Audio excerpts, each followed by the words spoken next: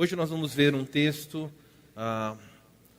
que nos ensina, como todo outro texto, mas existem algumas partes desse texto especificamente que são mal interpretadas, mal ensinadas e recentemente até geraram certa polêmica no cenário político brasileiro por causa de frases que são ditas, frases inconsequentes. Na verdade, algumas delas ditas só por falta de conhecimento bíblico, o que leva as pessoas a fazerem afirmações que nos constrangem como crentes.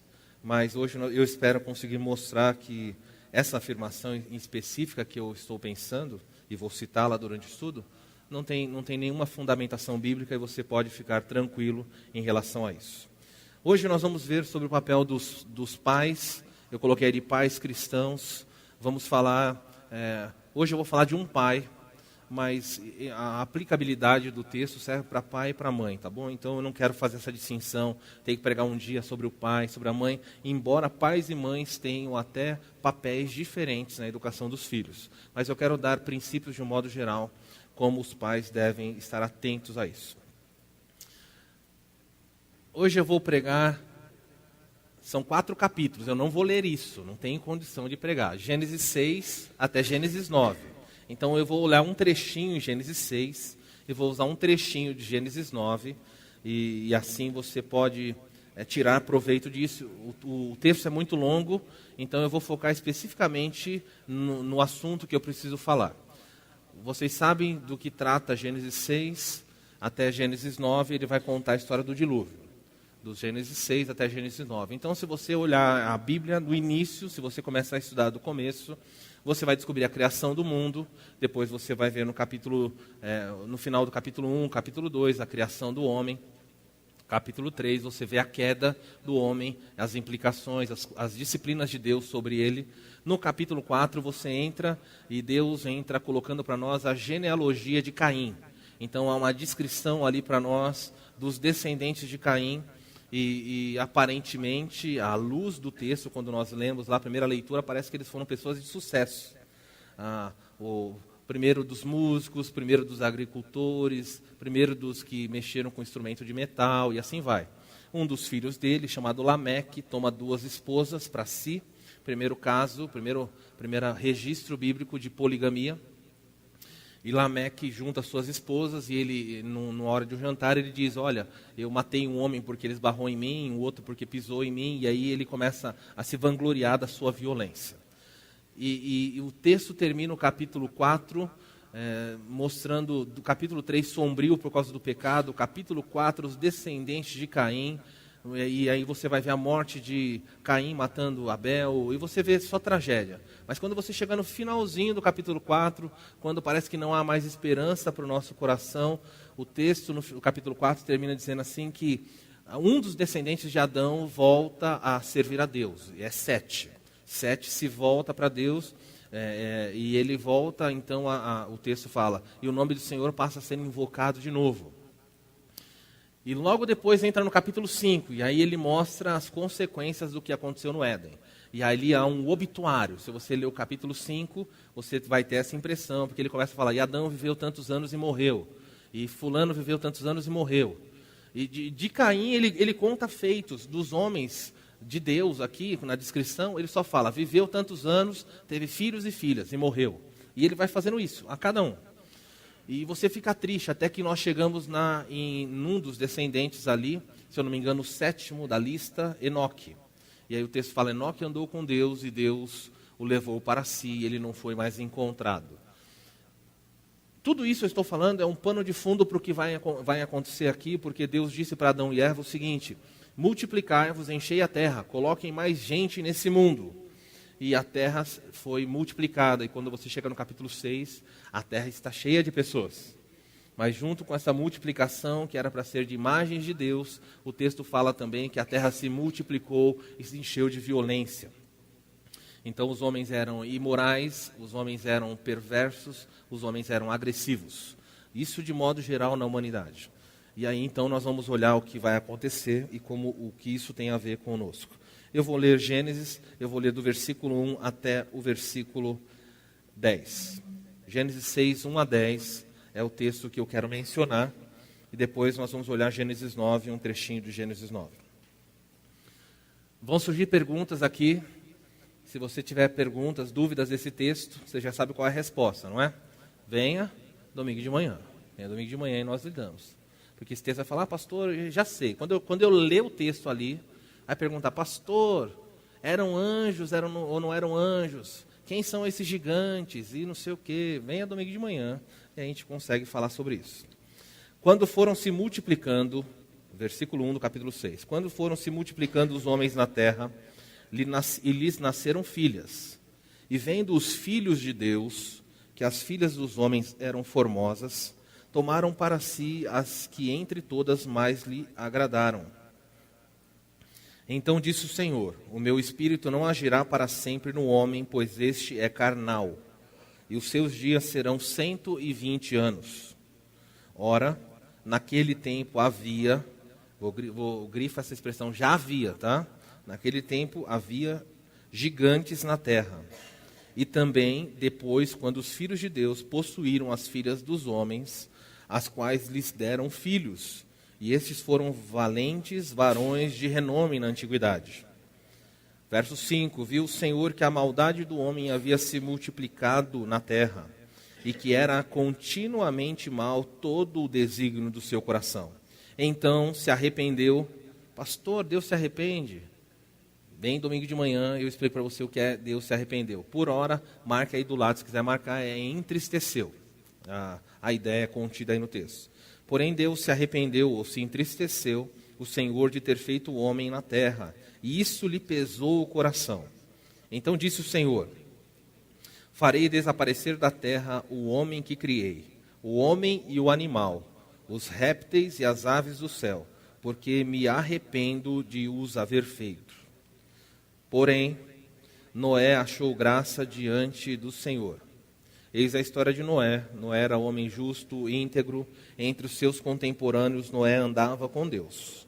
E este gerou 3 filhos, Sem, Cã e Jafé. Vou ler o 11 para o nosso benefício. A terra estava corrompida à vista de Deus e cheia de violência. Até aí é o suficiente. Então nós temos um cenário aqui, uma descrição terrível. A terra quase em sua totalidade, para não dizer toda ela, estava corrompida. Os homens se entregavam a hábitos que desagradavam, desonravam a Deus amplamente.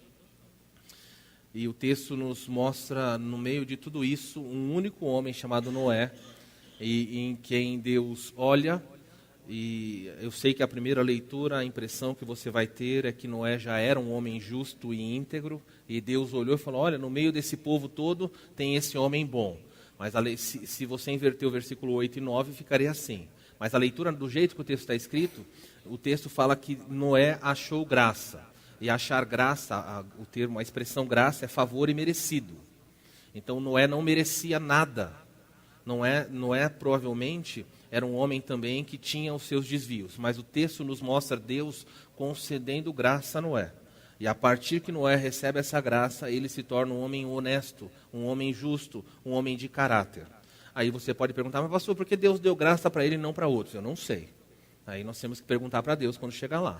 O fato é que Deus, Noé, encontrou, achou, recebeu graça diante de Deus. E aí ele se torna essa pessoa justa aqui aos olhos dele. Muito bem. Depois eu vou ler o desfecho de tudo isso. Hoje, a verdade central desses 4 capítulos, né, se é que pode dizer assim, pelo menos o assunto que eu vou dizer seria esse. O pecado dos pais pode provocar grave consequência para os filhos. O pecado dos pais pode provocar graves consequências para os filhos. Então, se você é pai, se você é mãe, fique atento no que vai ser mostrado aqui, porque a sua vida, você querendo ou não, se você fala, não concordo, você querendo ou não, a sua vida pode gerar muitas consequências graves para os seus filhos. E ao falar disso, nós não estamos falando de maldição hereditária, nada disso. Eu estou falando de consequências naturais de um estilo de vida. Então, se você tem um pai que tem uma conduta irresponsável, por exemplo, se você tem um pai que gosta de andar sempre acima do limite de velocidade, sua família está no carro. Esses filhos todos estão sendo expostos a graves consequências por causa do erro do pai. O filho não está escolhendo, não pediu o pai correr. O filho está ali tranquilo, ali atrás, no banco de trás. A esposa está do lado, enfim, seja quem for que estiver dirigindo. O fato é que as pessoas que estão juntos numa família, elas são expostas àquilo que os pais fazem. Há muitas consequências tristes que vêm para certas famílias. Há famílias, por exemplo, que quando os filhos nascem, os pais levam os seus filhos para benzer. Olha, o filho não pediu isso, mas ele é exposto a um tipo de realidade espiritual que desagrada a Deus, sem ele ter pedido nada daquilo. Então, o pecado do seu pai faz isso com o seu filho. E assim vai, tá bom? Eu poderia ficar abrindo aqui situações, poderia perguntar para os irmãos, inúmeras situações, decisões que pais tomam e aí comprometem seus filhos. Há pais que não incentivam, não investem na vida acadêmica dos seus filhos, não investem na vida espiritual dos seus filhos. E aí os filhos sofrem consequências daquilo lá, da escolha que o pai fez. Enfim, aí a princípio guarda isso aí, nós vamos falar um pouco mais. O pecado dos pais pode trazer graves consequências na vida dos filhos. Hoje nós vamos mostrar alguns cuidados que os pais devem ter para não prejudicar os seus filhos. Cuidados simples, mas cuidados que devem ser levados bem a sério. Muito bem, o primeiro cuidado vem aí. Pais, cuidem de sua conduta, pois ela irá deixar um legado para os seus filhos. Vou repetir. Cada pai e cada mãe tem que tomar muito cuidado com o seu procedimento, com a sua conduta, a maneira como vive, porque você está deixando para os seus filhos um legado. E se você falar, mas olha, eu não tinha essa intenção, não adianta, independe da sua intenção. Todos vocês deixam um legado, seja bom, seja mal. E infelizmente, todos os pais, eu sou pai e me incluo nisso, nenhum pai deixa só legado bom. Nenhum pai é perfeito a ponto de falar, olha, eu consegui transmitir só coisas boas para os meus filhos. Se você ler 1 de Pedro, capítulo 1, a partir do verso 13, tem algumas frases ali, se eu não me engano, quando chega perto do verso 18, é triste quando Pedro escreve dizendo que Jesus nos resgatou da herança, e ele fala da herança que os seus pais, da herança fútil que os seus pais deixaram. Olha que coisa triste de ouvir. Ele fala que Cristo vai lá e nos resgata disso. Agora, os pais só fazem coisas erradas? Não, pais também fazem coisas certas. Agora, você tem que se esforçar diante de Deus para ser, nesse aspecto, o melhor pai possível, para que o legado para os seus filhos transmitido, apesar de manchas, vir manchados por aspectos do pecado, ele seja um legado que possa ser levado adiante com santidade e vida. No caso, nós vamos ver aqui dois tipos de legado que o homem Noé deixou. O primeiro legado é um legado que eu vou chamar de legado de graça. Okay? O legado da graça. Nesse caso aqui, quando nós olhamos para a vida de Noé, nós vemos que ele deixa para os seus filhos algo de valor enorme. E o legado dele não foi só para os filhos, o legado dele foi para ele também, e o legado foi para você que está sentado aqui. Você está sentado aqui, porque Noé achou graça aos olhos de Deus. Deus falou, vou dar fim na humanidade. Mas ele olha para um homem, concede graça para esse homem, abençoa esse homem, e através da vida desse homem, Noé é salvo, a sua esposa é salva, os seus filhos são salvos e toda a humanidade surge. Os brasileiros vão surgir. Você sentado aqui hoje é um dos descendentes de Noé. Você é um desses três que está aqui, Sem, Cã e Jafé. Tá bom? Ou você é um jafetita, ou você é um camita, ou você é um semita. Você quer saber qual você é? Domingo de manhã, a gente fala mais sobre isso, e aí eu posso falar para você um pouco, pelo menos uma ideia que eu tenho. Eu gostaria que fosse mais fácil, né, fazer um exame de sangue e aparecer sua descendência. E no caso dos brasileiros, especificamente, nós somos uma mistura de povos, fica um pouco mais difícil identificar isso. Mas dá para ter uma ideia, E não é muito boa, mas vou parar aqui. do descendente, tá bom? Talvez você esteja sentado e fala, não, mas eu tenho sangue espanhol, tenho sangue italiano. Não sei se é tão bom assim, mas vamos pensar nisso aí. Muito bem. No caso de Noé, nós vemos na vida desse homem um pai que deixa um legado de graça, salvando os seus filhos, salvando a sua esposa e salvando a espécie humana. Isso é uma característica muito bonita na vida dele, porque ele recebe de Deus uma graça, um favor, que o transforma nesse tipo de homem. Se você quer transmitir alguma coisa para os seus filhos, se você quer deixar alguma coisa de valor para eles, a princípio é bem simples, você precisa da graça de Deus.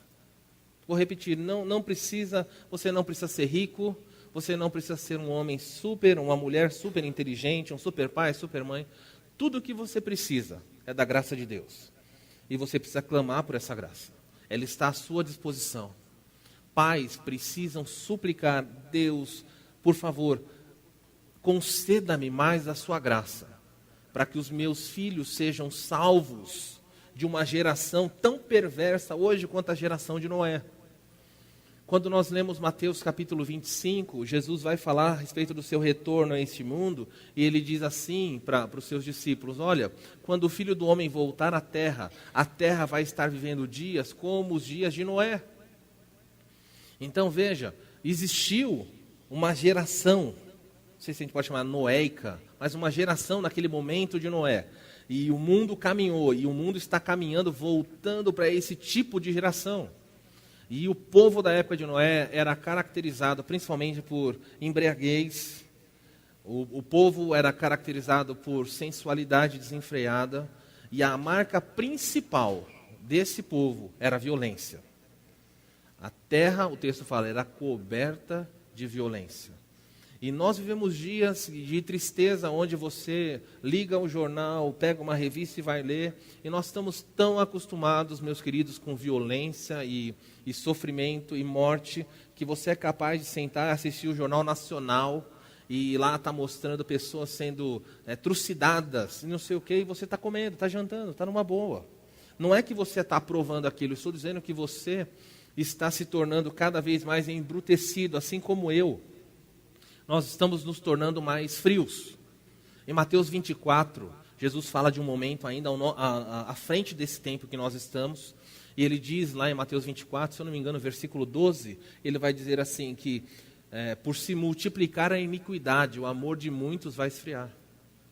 Então nós vivemos uma época, quando, principalmente os que estão aqui, que são alguns mais experientes aí, ou têm mais idade, quando é que você leu ou assistiu num jornal de família jogando seus filhos pela janela?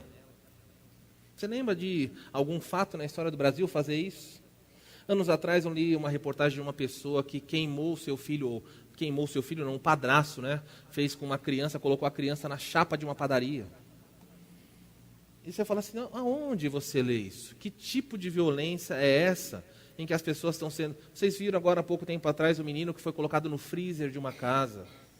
Nós estamos vivendo numa época, gente, em que a violência tem se tornado a marca, característica também dessa geração. Vários de vocês sentados aqui talvez lembrem que na infância vocês saíam, brincavam na rua de peão, brincavam de bola, carrinho de rolemã. Eu mesmo, quando era criança aqui em Bragança, lá perto do Júlio Mesquita, nós descíamos, nem sei lá as ruas, descíamos em comboio, 10, 12 carrinhos de rolemã, tirando corrida na rua.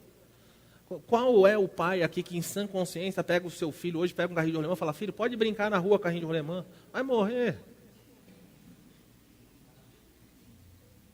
Brigas na escola, as crianças brigavam na escola, mas as brigas na escola eram marcadas por um pontapé, um soco. Hoje o pessoal já leva faca, arma, ácido. Nós estamos numa geração marcada por violência. Vários profissionais são expostos a perigos com crianças. As crianças pequenininhas estão sendo agressivas. Você leva uma criança pequena, leva a uma loja de brinquedos e diz para ela que ela não pode comprar. Ela fica furiosa.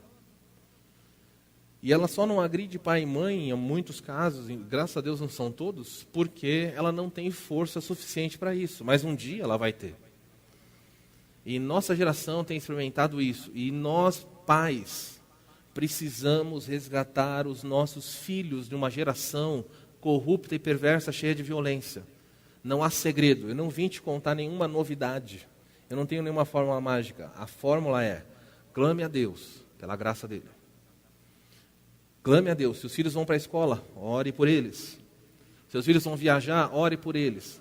Pastor, tem que ser filhos pequenos? Para os seus filhos em qualquer idade. Os seus filhos solteiros e casados, crianças, bebês e adultos. Ore a Deus, para que Deus cubra os seus filhos com graça.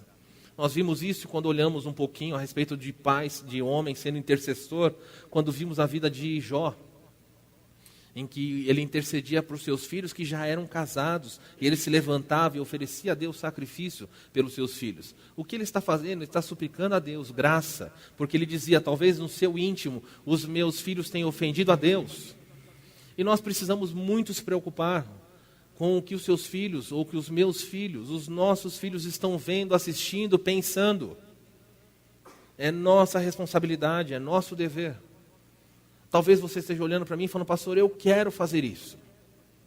Quantos pais estão aqui, os seus filhos até casados, estão passando por um processo de divórcio, e pais falam assim: olha, eu gostaria tanto de poder ajudar e não tenho como. Quantos filhos estão olhando aqui, vendo casamentos sendo desfeitos? Quantos pais olham para os seus filhos e veem filhos beirando aí a um estilo de vida que afronta a Deus, que entristece o rei? Onde está a resposta para isso? A resposta para isso está num dobrar de joelho e clamar por graça. Nós oramos pouco, e por isso nós colhemos pouco. Se você vier à reunião de terça-feira na nossa igreja, o grupo é muito reduzido. E graças a Deus por esses que vêm orar. Talvez você tenha justificativa. Eu não estou dizendo que você tem que vir em todas as reuniões da igreja, mas estou dizendo que existem reuniões de oração. E normalmente, quando eu converso com vários amigos pastores, eles dizem que são as reuniões mais escassas. Os mais tradicionais vão lembrar que normalmente o culto de oração era acontecer no domingo de manhã. Então você tinha, antes de começar todas as atividades da igreja, você tinha lá 9 horas oração na igreja. Quem quiser vinha para a oração e permanecia orando, e logo depois os irmãos chegavam e aí tinha as atividades de classe ou culto. Hoje é muito raro você encontrar uma igreja que no domingo pela manhã tenha culto de oração. As pessoas as igrejas retiraram do domingo de manhã a oração. Adivinha por quê? Por que ninguém vinha? Por quê? Porque estão dormindo fisicamente e espiritualmente. Essa é a razão. Há uma sonolência que é muito maior do que a sonolência do corpo. É a sonolência do coração. Então as igrejas pensaram: nós precisamos remanejar isso, colocando oportunidades para que as pessoas orem. Então colocaram durante a semana, um dia à noite em que a pessoa podia voltar ao trabalho e ter um contato. E muitas vezes as igrejas também não têm obtido sucesso. E eu acho que o problema aqui não é o horário. Pode achar o horário que você quiser. Eu acho que também não adiantaria falar: olha, venha para a igreja orar e depois você vai ganhar um lanche, vai ter uma refeição. As igrejas, não agora, mas antigamente os irmãos faziam isso, oravam juntos e comiam juntos. Pastor Pedro, na igreja em Atibaia, na IBR em Atibaia, na terça-feira ele vai mais cedo para a igreja, ele é o pastor da igreja lá, ele cozinha, ele prepara um jantar para que os irmãos possam sair do trabalho, vir para a igreja, jantar juntos e ficar na igreja. Agora, queridos, eu tenho uma leve impressão que se eu fizer até feijoada aqui de terça-feira, eu não sei se as pessoas viriam. Que Deus tenha misericórdia de você. Você está deixando um legado. Sem graça de Deus, esse legado vai ser um legado de tristeza. Mas Noé não deixou apenas um legado de graça para os seus filhos, salvando-os de uma geração perversa, dando oportunidade a eles de povoar um novo mundo. A graça dele caiu sobre si, sobre os seus descendentes e sobre nós que estamos aqui. Esse é o legado de Noé. A vida continua porque Noé foi um homem que achou graça diante dos olhos de Deus. Porém, Noé também deixou um legado de pecado. E, infelizmente, a história de Noé, o legado que ele transmite, a bênção que é para nós, a vida de Noé, ela é transmitida à frente com algumas manchas. E essas manchas são vistas em Gênesis 9. Olha o que diz Gênesis 9. No capítulo 9, eles vão descer da arca.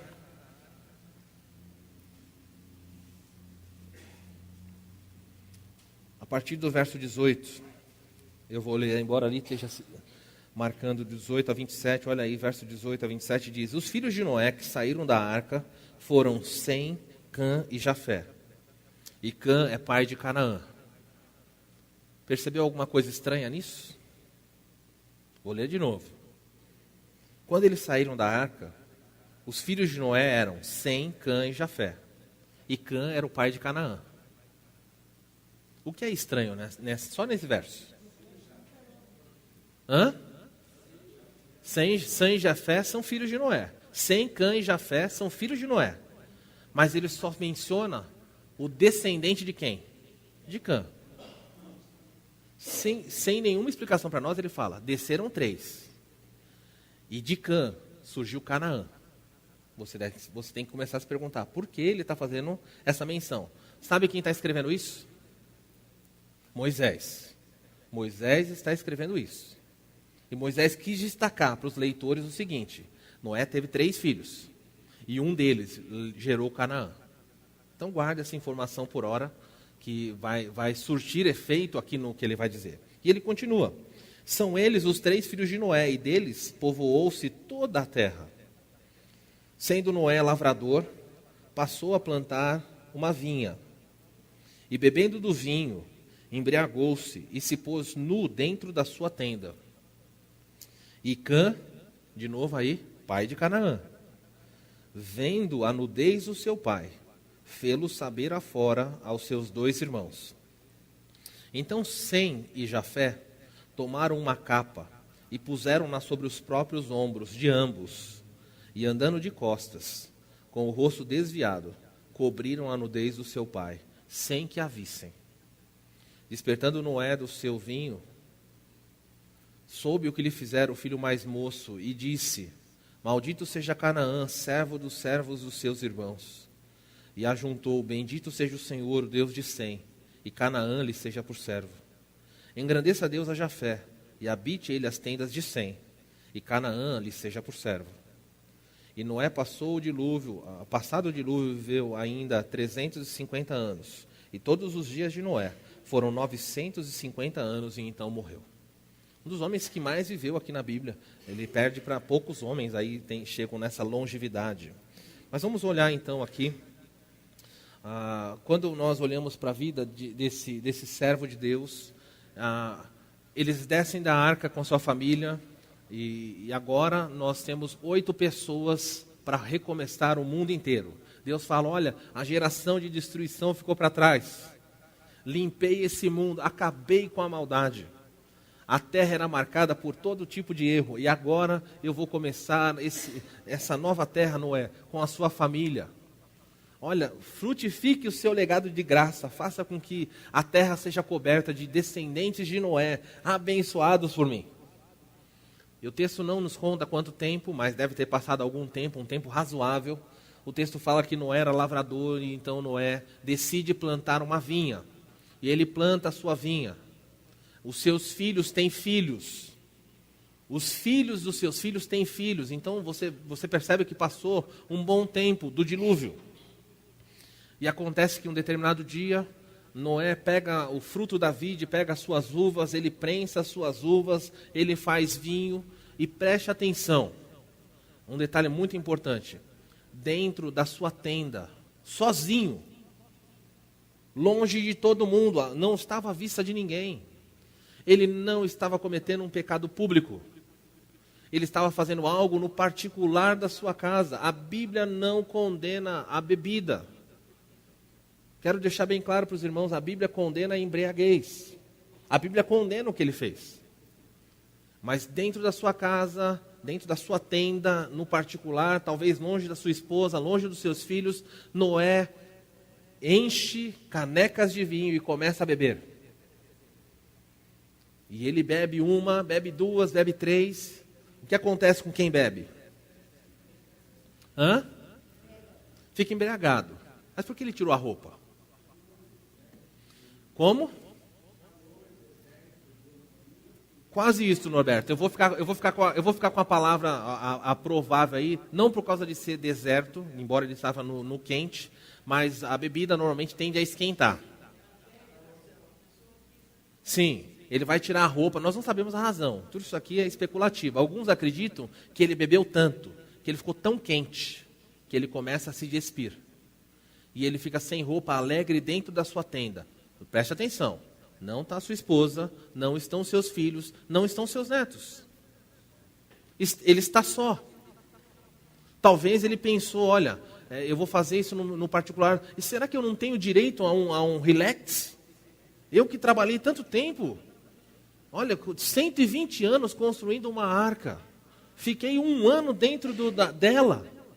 E limpando, e tirando sujeira, e cuidando dos meus filhos. Depois eu ainda planto uma vinha. E agora, quando sair o fruto da vinha pela primeira vez, eu posso desfrutar dela. Será que eu não tenho um momento de ter um tempo de descontração? Muitos pais pensam assim. Será que eu não tenho um momento reservado em que eu posso me dar o luxo de me exceder um pouquinho? Embora não pareça muito pouquinho o excesso dele aqui. E o que parece é que Noé comete um pecado que parece ser inocente. Ele comete no interior da sua tenda e não em público. Marcelo, você vai ter que mudar daí que a pilha aqui acabou. Marcelo, troca para mim. Então ele comete um pecado que é um pecado que aparentemente é inocente. E muitos são os pais hoje que dentro da sua casa, eles falam assim, olha, eu posso praticar coisas aqui que são coisas inocentes, não tem problema. É no particular, eu não estou expondo ninguém. Aliás, eu tomo muito cuidado para que os meus filhos não vejam. Algumas vezes isso acontece, mas há pais que nem esse cuidado tomam. Há pais, por exemplo, que se embriagam na frente dos filhos. Há pais que ensinam os filhos a beber e acham isso o máximo. Há pais que ensinam os filhos a fumar e acham isso o máximo. Há pais que ensinam os filhos iniciam na nossa sociedade, principalmente numa sociedade extremamente machista, quantos pais que têm filhos adolescentes, isso não é novidade para ninguém, iniciavam seus filhos dizendo assim, meu filho é homem, eu vou levar ele para ter uma experiência sexual, e levava ele muitas vezes para um prostíbulo. E ele achava que era o máximo. Não faria isso nunca com a filha, mas com o filho, não, meu filho tem esse direito. E eles estão transmitindo legados. E queridos, se o mundo transmite isso, é uma tristeza quando os crentes fazem isso. Olha só, alguns dos pecados que Noé praticou. Muitos acham que os seus pecados não afetam ninguém além deles mesmos, mas estão errados. O pecado sempre avança e toca outras pessoas. Nunca vai parar em você. Pais, o que você fizer vai tocar os seus filhos. Pornografia, mesmo particular, destrói lares envolvidos. Ah, mas eu sou adulto. Eu sei lidar com isso. Não sabe não. O pecado da pornografia vai se alastrar na sua família. Ele destrói o seu casamento. E aqui eu não estou falando só de homens, hein? É crescente, a revista Veja mostrou que é crescente, está aumentando assustadoramente o número de mulheres que estão acessando pornografia. Nós vivemos uma sociedade embebedada por pornografia. Não sei quantos de vocês viram o relato de um pastor que se matou nos Estados Unidos. Acompanharam isso? Hackers entraram num site, existe um site americano, Ashlow, não sei o que lá, o nome do site, mas é um site de encontros confidenciais, encontros para pessoas casadas. Então a pessoa entrava nesse site, pelo que eu li, entendia, fazia um cadastro e então poderia sigilosamente, secretamente, se relacionar com outra pessoa casada. E isso era mantido em segredo. E aí no site estava escrito assim, alguma coisa desse tipo: a vida é curta, curta um caso. E um pastor norte-americano entrou lá nesse site, fez o seu cadastro e ele, pelo que eu li, até onde agora não tem como provar, não é? ele falou que não fez isso, ou pelo menos as pessoas que falaram não fez isso, porque ele se matou. Então não dá para saber agora o fato do que aconteceu. Mas o grupo de hackers entraram nesse site e publicaram na internet a lista de todas as pessoas que tinham acessado aquele site. E eles começaram a chantagear as pessoas que tinham acessado. E esse homem, quando viu o seu nome exposto na internet, ele com vergonha da sua congregação, com vergonha da sua família, ele escreve uma carta e ele se suicida. Foram 2 casos nos Estados Unidos de crentes, deve ter tido muito mais, é que esses 2 ficaram com muita vergonha e tiraram a sua vida, porque o que eles tinham feito no particular foi colocado em público. E quantas pessoas aqui da nossa igreja, do nosso povo, vasculham às vezes no silêncio da noite, protegidos pela proteção, pelo menos imaginária, do seu quarto, do seu IP, ninguém vai saber que sou eu, e vasculha a internet com pornografia, e entra essa pornografia na cabeça, e essa pornografia destrói a sua família, de homens e mulheres, porque homens depois começam a imaginar e querer que as suas esposas sejam como aquelas mulheres são, e destroem, perdem o interesse, o amor real pelas suas mulheres, as mulheres vice-versa, jovens que perdem o interesse. Eles entram num relacionamento totalmente com visão distorcida e desfocada, porque aprenderam na imoralidade o que é ter contato com o sexo oposto. Pornografia em particular destrói lares. Vícios, mesmo que ocultos, geram tristeza nos filhos e familiares. Tem vícios que as pessoas até não sabem, é restrita à sua casa, mas os seus filhos vêm. Isso produz tristeza. Eles estão aprendendo, eles estão silenciosamente aprendendo. Como eu disse, não é errado beber, mas quando você o faz na frente de uma criança, você manda uma mensagem alta e bom som para ela. Se você passasse, eu fico imaginando qual seria a reação das minhas filhas. Se elas, eu não vou colocar das minhas filhas, vamos pensar dos irmãos. Qual seria a reação de vocês, quem sabe dos adolescentes, se no sábado, no Darache, fizéssemos uma reunião aqui, eu falasse para os jovens, olha, tragam um refrigerante, um prato de salgado, e aí naquele dia eu trouxesse um engradado com cerveja. Ok? Vou colocar cerveja que é uma coisa light, né? Se eu pôr uísque, o pessoal já vai chocar, mas põe cerveja. E aí então, na hora da comunhão, quando termina o Darache, eu abrisse a latinha de cerveja e começasse a tomar junto com os irmãos, como alguns pastores aqui da nossa cidade fazem. Que tipo de postura você veria? Eu lembro alguns anos atrás, eu fui participar de um aniversário, e quando eu cheguei no aniversário, era uma família cristã, e lá estava toda a família reunida, família de crentes. E aí chega um pastor para participar do aniversário. E como foi para mim difícil ver aquele pastor abrir aquela latinha de cerveja e na frente de todo mundo, naquele aniversário, ficar bebendo. É pecado beber? Não é pecado beber. Mas o que ele estava transmitindo era muito forte, era poderoso demais. O som que saía dali. Então não se engane. Você está transmitindo um legado, seus filhos estão vendo. Explosões de ira entre pais e filhos separam famílias. Olha, é secreto, é dentro da tenda da sua casa. Mas quantos pais gritam com os filhos, berram com os filhos? E nessas explosões, eles estão transmitindo um legado para os seus filhos. Então é assim que o filho olha para o pai que grita e fala, então é assim que um homem trabalha, é assim que um líder faz em casa. A mamãe grita com o pai, joga coisas no pai. Ninguém joga, né? Mas imagina, só imagina, suponha.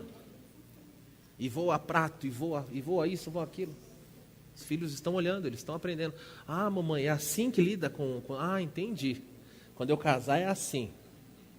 Quantas vezes a gente vê charges pequenininhas, cômicas, de um marido chegando tarde em casa e lá tem uma mulher com um pau de macarrão na mão. E a gente se diverte com isso. Mas está transmitindo uma mensagem. Os filhos estão olhando, então é assim. O homem chega tarde, tem que bater, tem que apanhar, tem que gritar, tem que sofrer. Gente, que tristeza. Nós precisamos da graça de Deus para transmitir valores a uma geração perversa. Nossos filhos precisam ser salvos dessa geração. Deixa eu falar para adolescentes, embora eu não vou falar sobre filhos hoje, embora aqui vai citar um dos filhos dele, de Noé, a rebeldia na adolescência pode ter sequelas para a vida toda.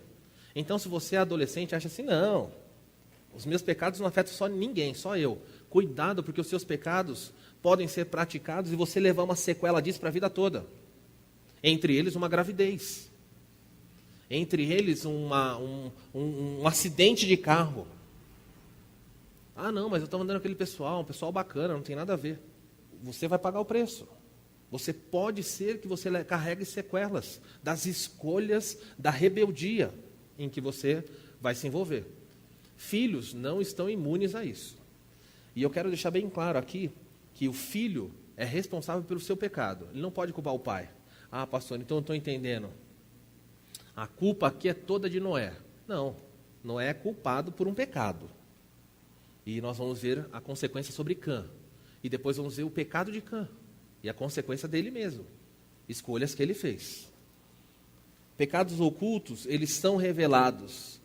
E eles produzem grande vergonha e dor. Então o diabo, ele abre e ajudar você a esconder. Ele fala, olha, vamos esconder com isso, põe uma senha, faz isso, faz aquilo. Mas ele é hábil em destruir. Quando você acha que está tudo seguro, ele expõe você. Pais, a primeira lição desse texto é essa. Cuidem da sua conduta. Na verdade, o texto de hoje, ele só tem uma verdade. Se você quiser guardar, ele vai falar, cuide da sua conduta. A sua conduta transmite um legado, de graça ou de destruição. Você aprender isso, você entendeu a mensagem de hoje. O que você faz transmite um legado, de graça ou de destruição. Mesmo os pecados que você comete em secreto, dentro da tenda da sua casa, vão afligir seus filhos, sua esposa e assim por diante. Não existe pecado contido, ele sempre se expande. Um texto de Números 32, não precisa ler, que eu citei um trecho que nos interessa, quando Deus disse ao povo de Israel, quando vocês entrarem na terra prometida, cuidem para que vocês não vivam como aquela geração. Por quê? Porque se vocês viverem no pecado deles, o vosso pecado vos há de achar. Em outras versões está, o vosso pecado vos alcançará. Então, quando você peca, o vosso pecado vos alcançará. Quando você peca, você pode correr, o pecado vem atrás. Ele chega. Ele vai alcançar você. Não tem como você se esquivar. Ok? Então, só a graça de Deus para nos ajudar disso aí. Segunda... Um outro texto, eu vou citar um texto só aqui, não precisa abrir lá não. Abacuque 2,15 diz o seguinte: ai daquele que der de beber ao seu companheiro, Abacuque 2,15, misturando bebida forte, que o embebede para contemplar a vergonha da sua nudez. Isso acontece na nossa sociedade hoje? Pessoas que oferecem bebida para depois expor a nudez do outro? Acontece. Principalmente homens fazendo isso com moças. A Bíblia diz que o vinho, Provérbios capítulo 20, verso 1, diz que o vinho é escarnecedor. O vinho, a bebida forte, eles zombam da pessoa. E é tolo todo aquele que é vencido pela bebida. O Senhor Jesus bebeu, mas ele nunca ficou alcoolizado. O apóstolo Paulo bebeu, nunca ficou alcoolizado. Mas os crentes de Éfeso bebiam, ficavam embriagados. Os crentes de Corinto, meu Deus, eles bebiam até na ceia.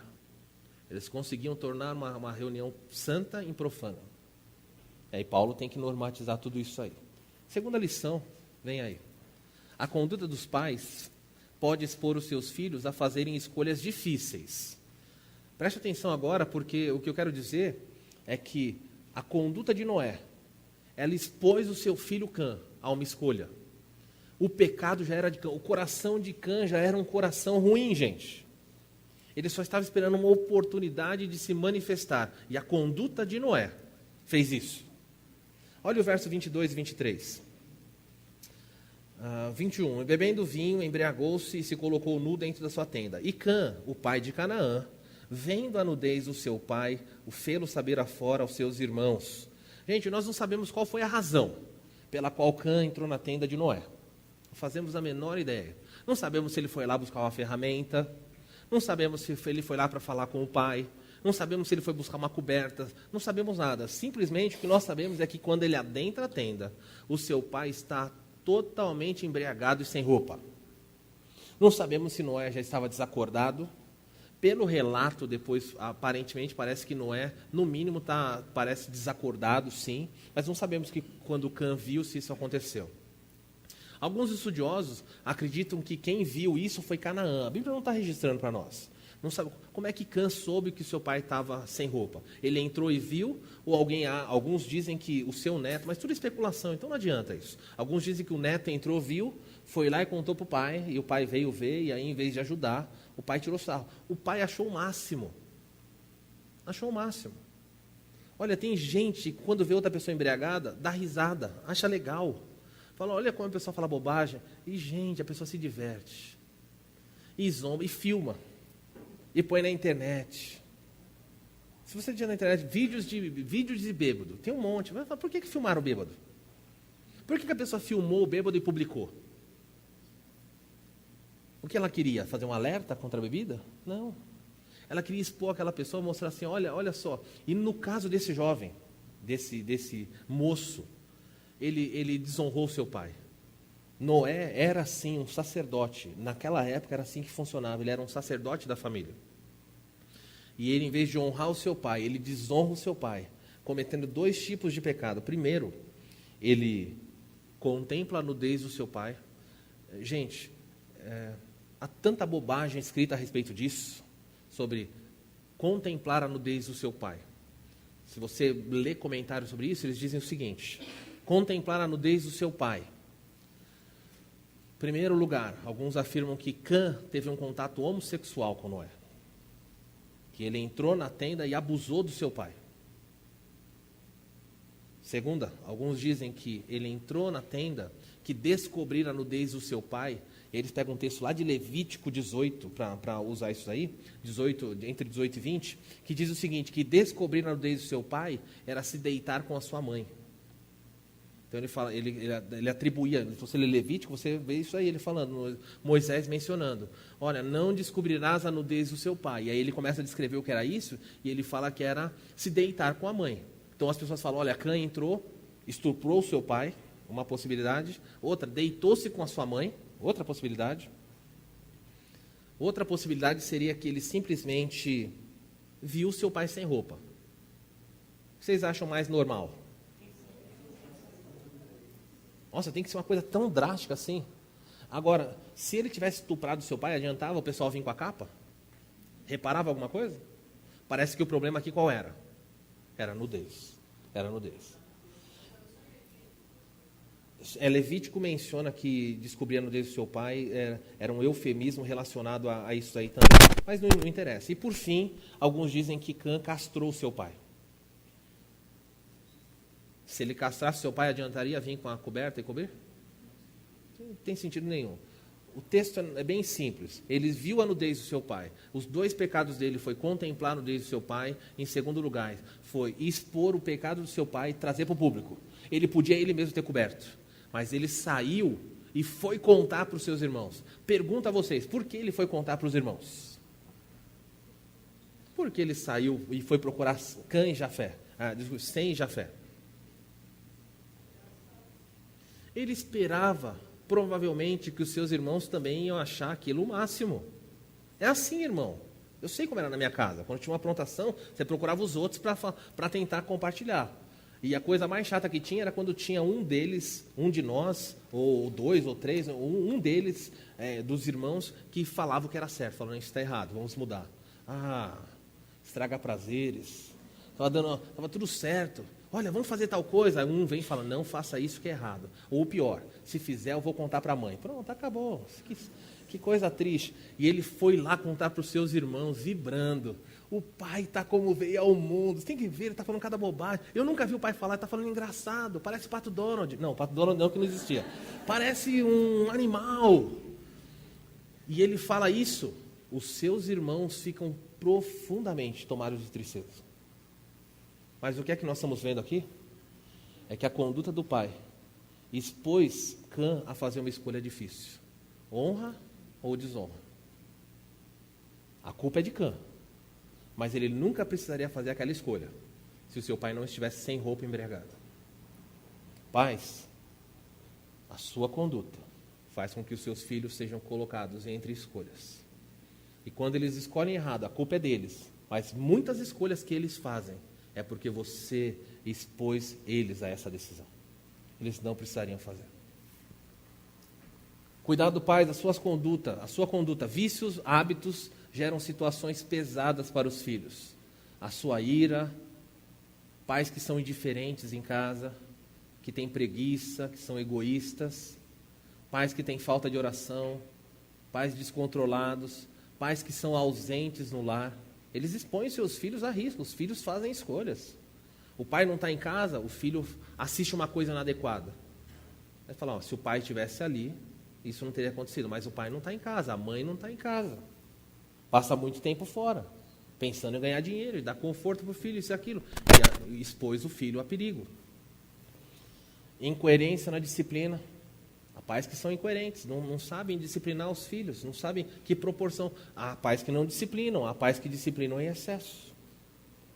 Favoritismo, amor ao dinheiro, tudo isso são situações em que você expõe o seu filho e você faz com que ele tenha que tomar uma decisão que ele não estava pronto para fazer. E nesse caso, ele fez a decisão errada.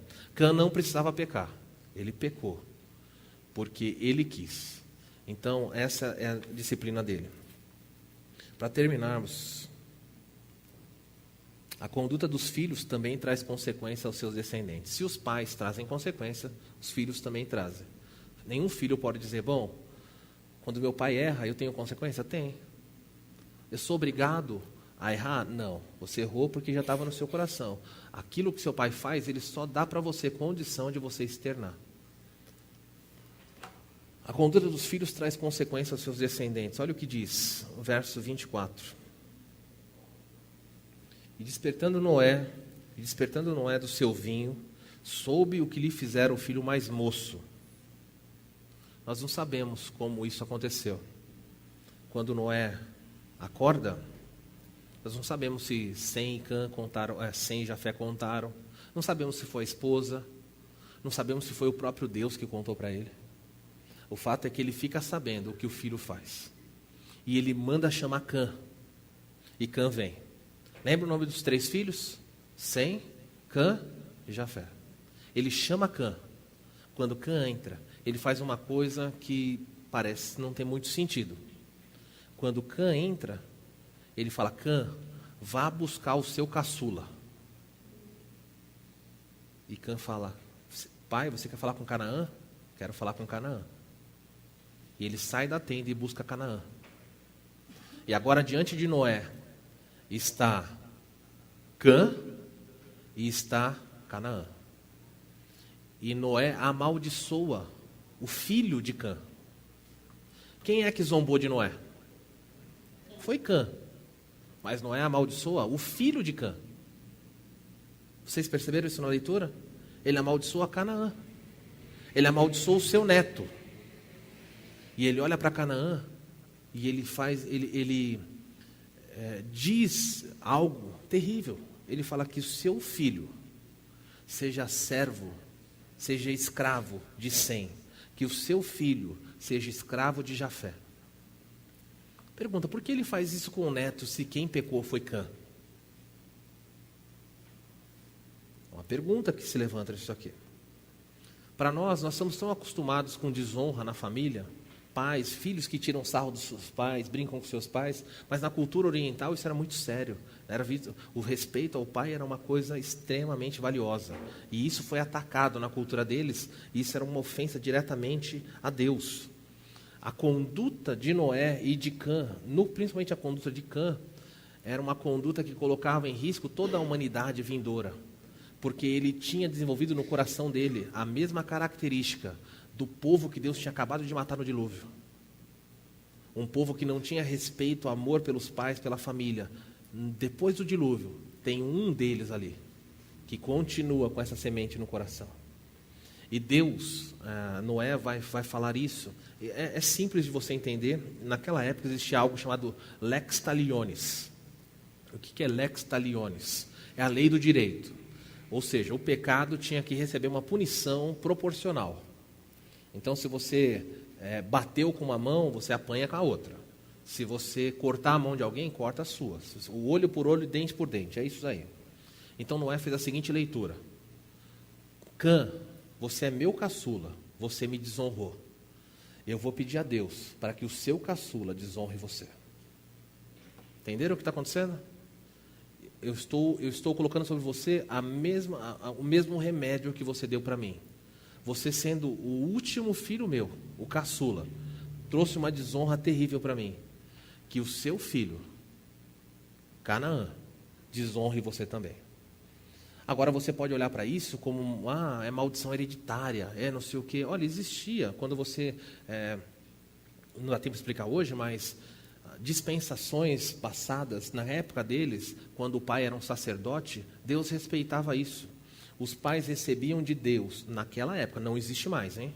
Naquela época, o pai era um mediador. Então você vê lá, Jacó vai abençoar, ele abençoa, Isaac abençoa Jacó. Quando Esaú chega, ele fala, não posso te abençoar. Por quê? Eu já abençoei ele. Não tenho. Pai, não tem nenhuma bênção para mim? Não tenho, eu dei toda a bênção para ele. Então existia uma mediação naquela época. O pai mediava certas coisas de Deus sobre os seus filhos. Isso não acontece hoje, tá bom? Isso não você chegar para o seu filho, amaldiçoar o seu filho, não vai acontecer nada. A única coisa que pode acontecer é você gerar no coração do seu filho uma ira contra você. E o seu filho se tornar uma pessoa ruim por causa da sua postura. Assim também como se você abençoar o seu filho, você não tem poder. Nós oramos para que Deus abençoe os nossos filhos. É assim que funciona. Então eu peço a Deus para que Deus abençoe meus filhos. Mas eu não tenho o poder de falar, eu estou abençoando você, você vai ser próspera, você vai conquistar todas as coisas que você quer. Isso é tolice.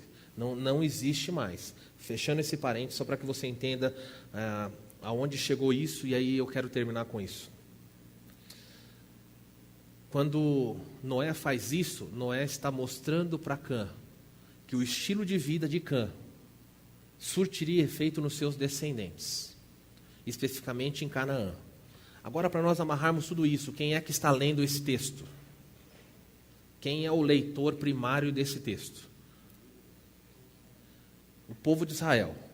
O povo de Israel que está saindo do Egito, está indo para onde? Para Canaã. E eles estão lendo a história. Nós vamos entrar na terra em que existe um povo que está debaixo de maldição. E quando eles chegam em Canaã, os cananitas, o cananeu, era um povo extremamente perverso. Ele queimava os seus filhos a Moloque. Ele violentava mulheres. Eles praticavam zoofilia. Eles praticavam todo tipo de crueldade. E Deus fala assim, entra nessa terra, extermina todos os que estão aqui. Não deixa nenhum deles viver. E aquilo que Noé falou, recai exatamente sobre Canaã. De modo que Canaã se torna uma tragédia. Os cananeus se tornam um povo digno de ser eliminado. Deus fala, elimina esse povo. Agora, Cã teve vários filhos. Canaã foi um deles. Canaã foi quem?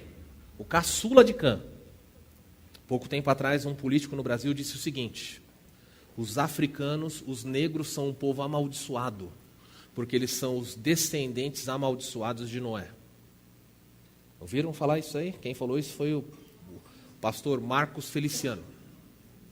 Ele disse o seguinte: todo africano, todo negro é uma pessoa amaldiçoada, porque ele é um descendente do herdeiro ou do descendente amaldiçoado de Noé. Mas está errado. Está errado. Os africanos não são cananitas. Os africanos são descendentes de Cã? São descendentes de Cã. Mas eles não descendem de Canaã. Eles descendem, então os africanos, para ficar bem claro aqui, deixar mais claro ainda, se você não entendeu. Cã, os cananeus que foram amaldiçoados não eram negros, eram brancos. Todos eles eram brancos. A maldição foi sobre brancos, não foi sobre negros. E por causa dessa distorção, ao redor do mundo inteiro, escravos negros foram açoitados. Igrejas, crentes tinham escravos em casa porque falavam, olha, eu tenho o direito de fazer isso porque você é o descendente amaldiçoado de Noé. Está errado. Africanos são camitas. Os camitas não foram amaldiçoados. Quem foram amaldiçoados foram os cananitas, que eram todos brancos. Ok? Então, se alguém disser essa besteira de que um negro é amaldiçoado, é um ignorante do ponto de vista bíblico de todos os aspectos. é alguém que desconhece profundamente as verdades da palavra de Deus. Deus não amaldiçoa pessoas com cor. Assim como Ele também não privilegia pessoas por causa da cor. Ok? Filhos, o recado para vocês é esse. A desobediência, a rebeldia e a desonra, a zombaria contra os seus pais, é um ataque contra o próprio Deus. Quem desataca a Deus é louco e se expõe a severa punição. Se você quiser a mensagem, eu tenho tudo transcrito aqui, eu posso fornecer para você. Eu vou parar aqui. Hoje nós vimos que o pecado dos pais gera consequência nos seus filhos. Por isso, os pais têm que tomar cuidado com a sua conduta. Porque a conduta de um pai e de uma mãe transmite um legado de graça ou um legado de pecado. O seu pecado, pai e mãe, ou por mais particular que seja, expõe os seus filhos a fazerem decisões difíceis. Mas quando os seus filhos erram, a culpa é dos seus próprios filhos. Nenhum filho pode culpar o seu pai. Nenhum filho pode culpar a sua mãe. Aprendam isso. O Ezequiel diz que cada um levará sobre si mesmo o seu próprio pecado. Vamos orar?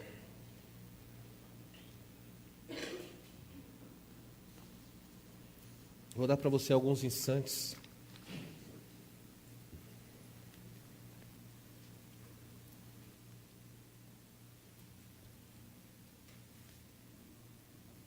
Qual é o legado, pai, mãe? Você que está sentado aqui, qual é o legado que você tem transmitido para os seus filhos? Avô, avó, qual é o legado que você tem transmitido para os seus netos? Tio, tia, qual é o legado que você transmite para os seus sobrinhos? Honra ou desonra? Graça ou destruição?